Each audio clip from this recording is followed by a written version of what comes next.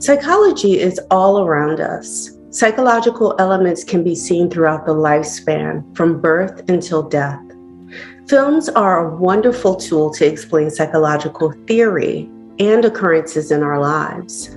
Characters interact within each frame of film psychological concepts. The films we remember most and view multiple times engage us by capturing the presence of these psychological dynamics in an authentic way. Please join me today, Dr. Katherine Marshall Woods, media psychologist, and our guest today, JT Doran, with the film Una Carta a Mis Hijas on the best psychology in film.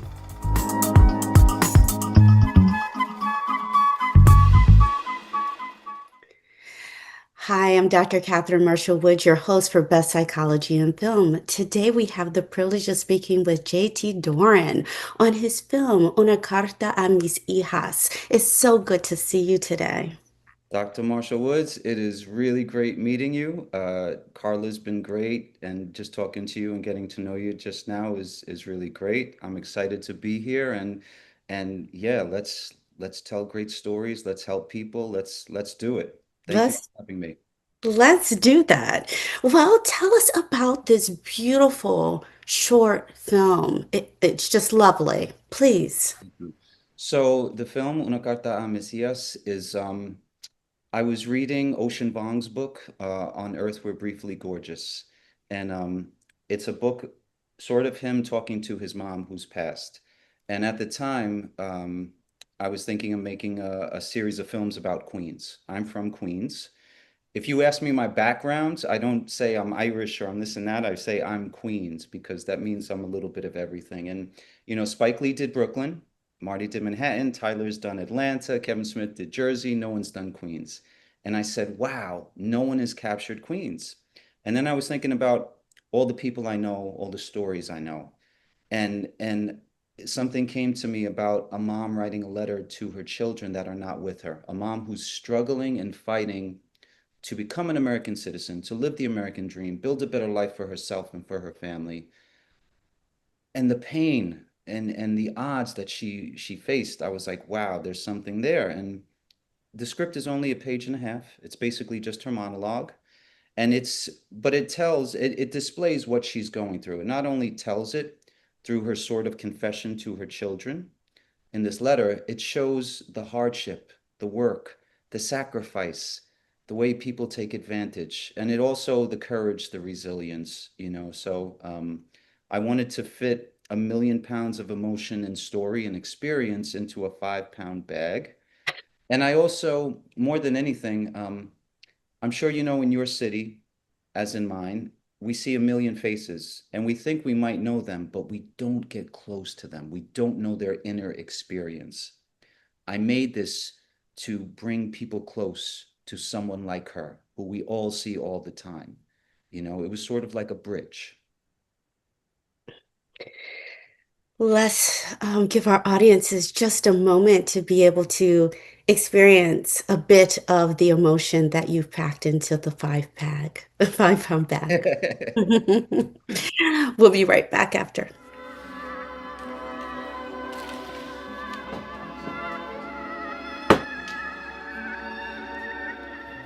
Lo que estoy haciendo es el dolor más grande de mi vida y el mayor arrepentimiento. Algunos días me paraliza.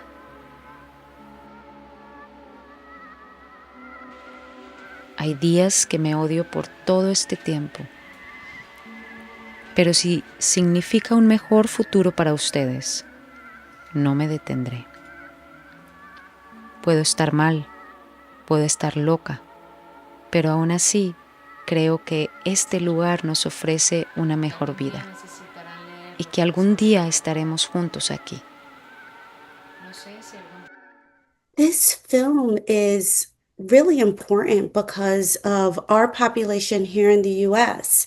This is not an unfamiliar tale, actually, of individuals who migrate to America for various different reasons and leave their children behind for numerous reasons, some because they feel like they have to, and some really by conscious choice. And I wanted just to ground our audience in some of what we know.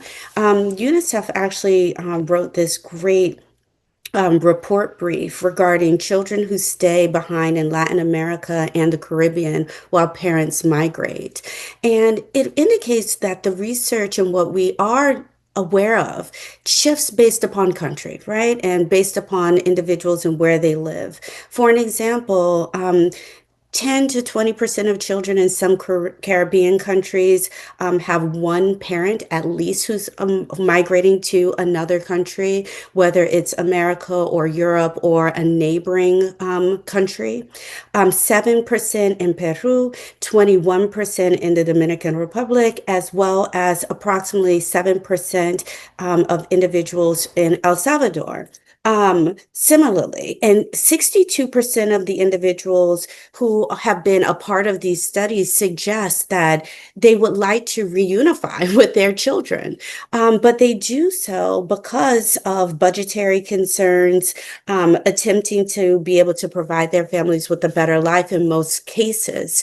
And they actually do succeed in many cases because of the remittance that is being able to give back to their families. Many of them are able to access better nutrition, access a drive in their children for better academic outcomes, and to be able to provide them with healthcare services they may have not been able to receive otherwise. So there are a lot of positives that come from that.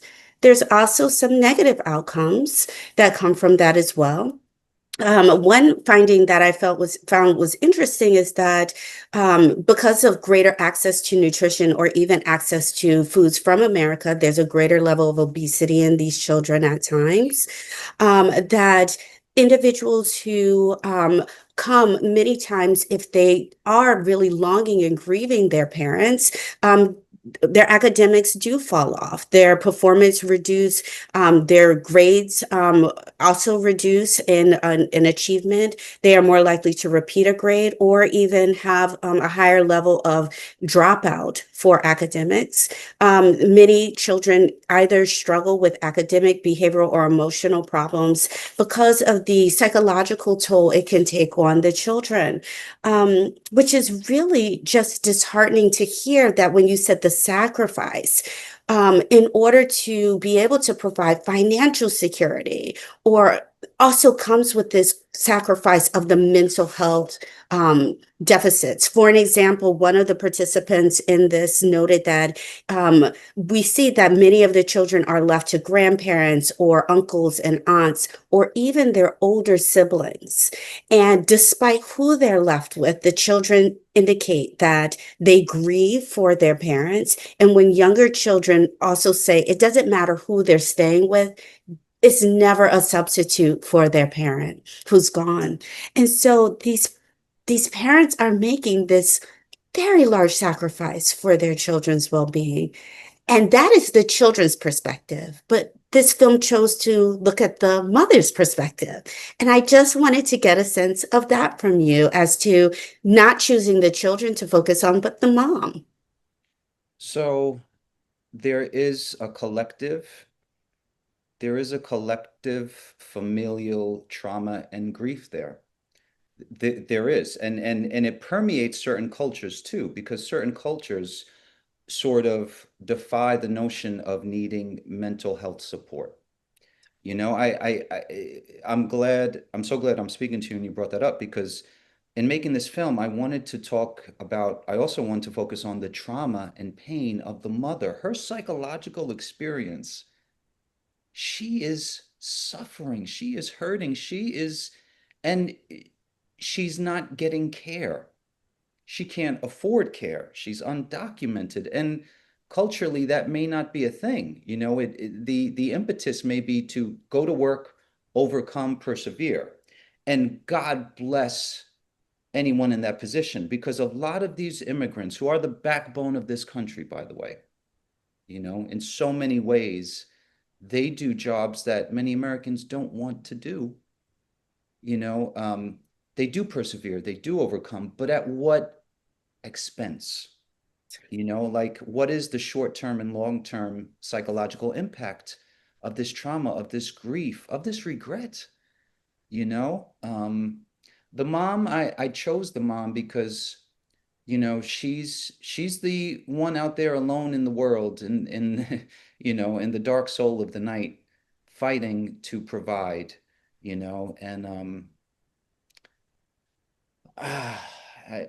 I think women like that and people like that are remarkable. Um, and I hope that people could see themselves in this of all kinds and then, want to do things and live a certain way that supports these tremendous people who only want a better life. Support them in their need for mental health care, support them in becoming citizens, et cetera, et cetera. Um, I chose the mom because I come from a single mom and I know the plight of single mothers who care and who give their everything to provide better lives. Who takes care of them? As they're taking care of everyone. Who takes care of them? Yes. So you in this film, you show her writing to her daughters, and you note that she is hurting and there's feelings of regret. Mhm. How does that get communicated by writing to her children? Does it get communicated? So it's a film. So I'm showing it and telling it. And to me, they volley off of each other. They are lovers in a dance and they're complementing each other. So as she's saying certain things, I have the visual to augment that or to give, believe it or not, a subtext to the words. So every single line has an accompanying visual that fits the theme, the idea, et cetera, et cetera. If you just use words, like anyone can say anything and it may be powerful, but it needs a context. So in the film, when we talk about, money and wanting more money, there's a shot of people on the streets going through garbage. There's when we talk about greed, you know, um, we cut to this hallway where she's trying to, you know, get her marriage papers. She's not quite doing it. Is it legal or not? I don't know, but she's going about that. That accompanies the words. So I think the visual enhances the words. So I can say any word like I'm sorry, forgive me, and I tried to avoid laying it on too heavy, but I wanted the visuals to be heavier than the words. And I think that gave the words a little more impact, you Mhm. know. Yeah, yeah. So I think it's in this case, the rule in cinema is to show it, not tell it. Because if you're telling it, you're sort of cheating. But I'm telling it in such a way that it is, um, a little beneath the surface, whereas the visual sort of creates the emotion and everything, and then the words just they enhance it a little bit. The words are kind of like background noise, because you could see it in her face and in these experiences. And the actress Antigona, oh my God, she went to great lengths to pull this off. There were times we were filming or not filming. Excuse me. There were times when we were in between takes, and I'd go up to her and I'd be like, Antigona, are you okay? And she was just in the moment and she couldn't break from it. Very powerful. I was actually thinking about her and her performance in particular. Her face, her expressions Mhm. are just connective. You really are Yeah. able to feel what she is experiencing, a lot of despair, frustration, annoyance at times, Oh, yeah. sadness, hurt. When you say packing a lot of emotion into this film, you could really go through the array of what we have like a feelings wheel and kind of just spin it and say, okay, we can find her in all of these different places. Her versatility and being able to capture the very complex feelings that come from these experiences, being humiliated or ashamed even, all come out within this character. She did a wonderful job, for certain. And, it kind of just shows the emotional labor that's required to get through day by day in this situation. And that has the financial aspect, the working aspect is one obviously physical aspect of the labor, but the emotional labor to get through, sometimes being treated in specific ways, sometimes having to figure out different processes, seeing people who are also struggling, knowing you may be that person if depending on your situations, just it was exhausting to watch. Eh, and that was the goal of it. So good art, good cinema, even good psychology, it's painful, it's uncomfortable, but that's how you grow. As you know, hopefully the truth shall set you free. It is incumbent upon us socially, personally, spiritually, emotionally, mentally to accept truth. I mean, you know more about people accepting truth or denying truth than I do. Something like this is made to make you feel uncomfortable and to hurt, but it's supposed to hurt so good because it should be hurt in the name of growth. I want to make films that have nourishment, psychological, spiritual, social nourishment. If it doesn't hit you in the gut, make you uncomfortable, but, also give you the opportunity to ponder something and expand, to me, it has less value. I'm not dismissing fun. Look, if you see what I watch sometimes, you'd be like, oh, dude, you're supposed to be like this filmmaker, an artist.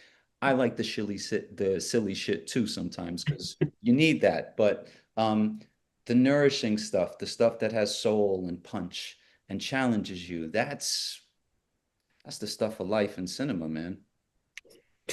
Well, I can certainly say the level of empathy that can arise by watching this film. This film provides an education of one person, but we could potentially globalize and say, now I could be thoughtful that someone may be feeling this way and have empathy for it, individuals who are. Empathy, that's the word. Build the bridge, empathize with her, And by the way, if I made that film today, I might have to make it about her avoiding ICE and doing all these other things. The world is changing very rapidly, and I'm not here to espouse political beliefs or make this show about politics. Some people feel like this, some people feel like that. Regardless, I do think it's important to try to understand or at least comprehend what people who don't think like you think, you know? Just Yes. take a moment, try to see the humanity in things, you know? If people do that, I think the world becomes a better place. I hope so. We are actually at break, so why don't we give our audiences a moment and we'll be right back with JT Doran to continue to speak about his film, which is just lovely to see. We'll be right back.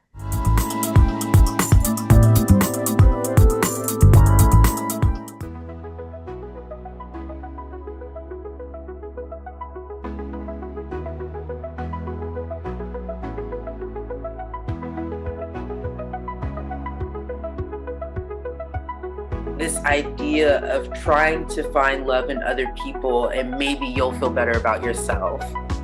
And that's just not how anything works. What makes Mallory so understanding of Eli is that she understands the insecurity that he has herself in a different way. And I mean, so much that happens within the scope of our mind, you can't see on the outside, but when you really take the time to look at somebody and see what goes on behind those closed doors, that's when you realize how similar we all are.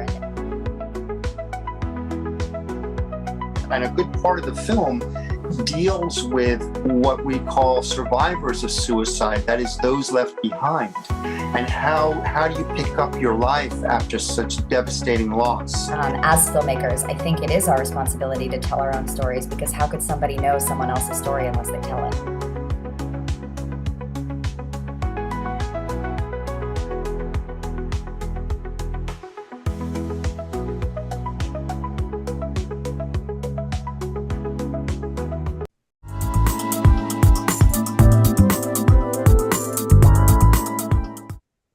Welcome back, everyone, to Best Psychology in Film. I'm your host, Dr. Katherine Marshall Woods, and today we are speaking with JT Doran regarding his film, Una Carta a Mis Hijas. It's so good to see you.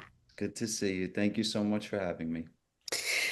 We are speaking about how individuals migrate, specifically mothers, but we also know that it can be also fathers as well. However, this film focuses on a mother, migrate to the US in order to provide a better life for children and at the expense of not being able to be with their children.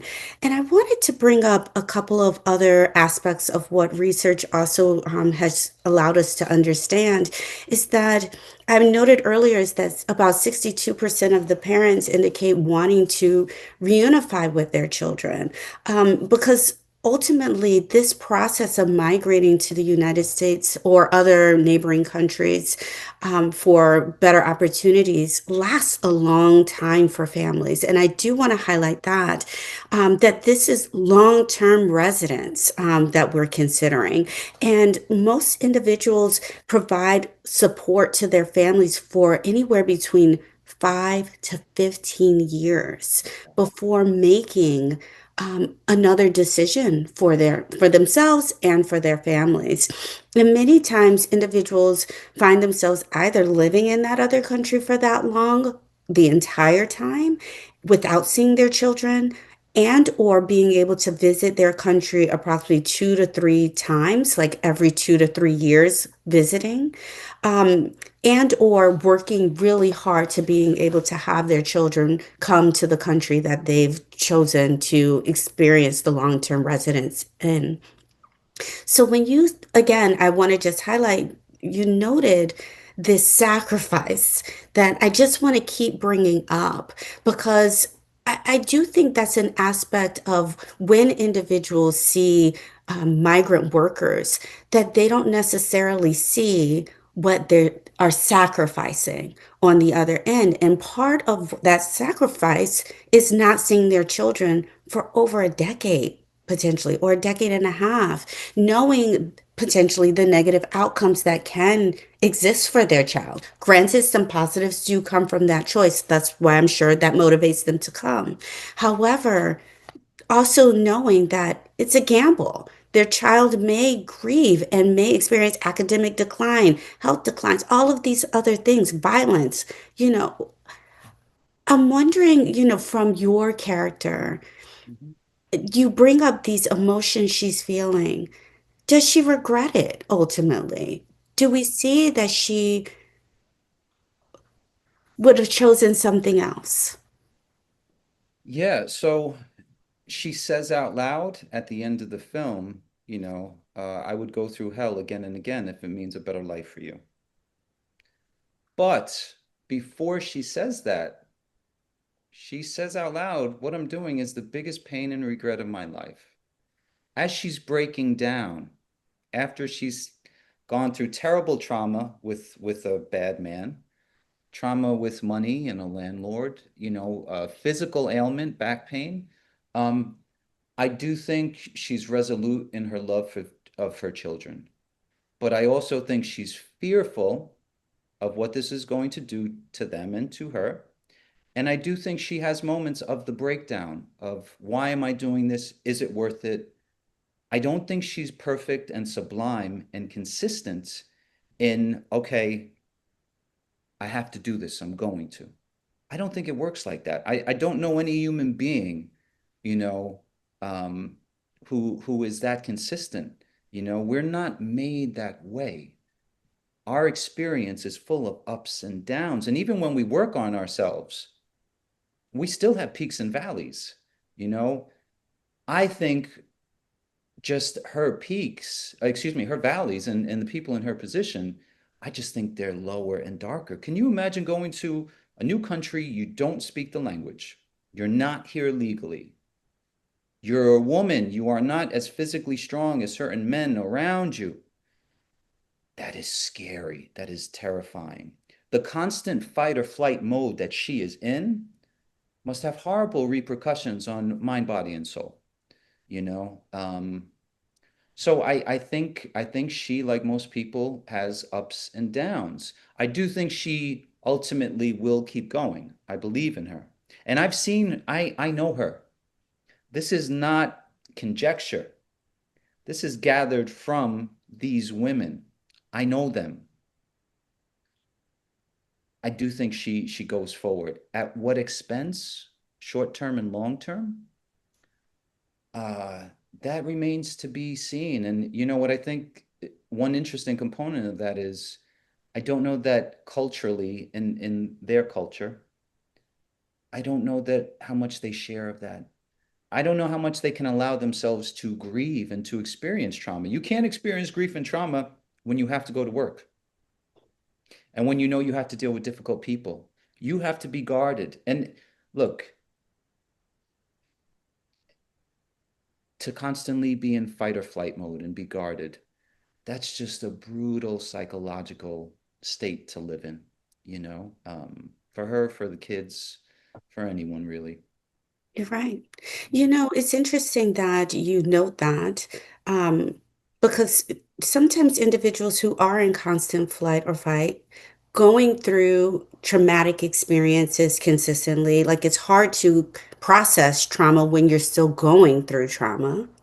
And it becomes sort of your default state. You become used to the trauma, and therefore, when you are not in it, you don't know how to react. So you get back to trauma. Like I think that's a thing, but you would know better as the psychologist. I think, I think the ego and which is an innate part of us. We all have an id. We all have an ego. There is a part of us that goes rogue, and it wants drama and pain and all these things.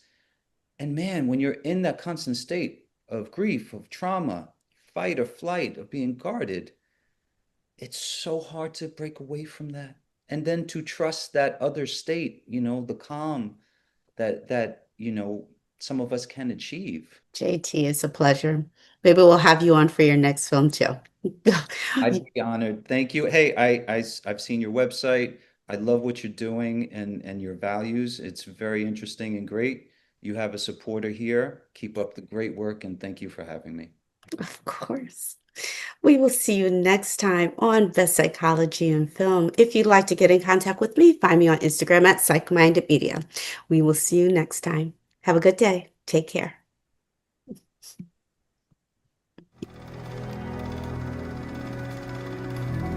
Estoy trabajando y viviendo sola acá para poder darles una vida mejor.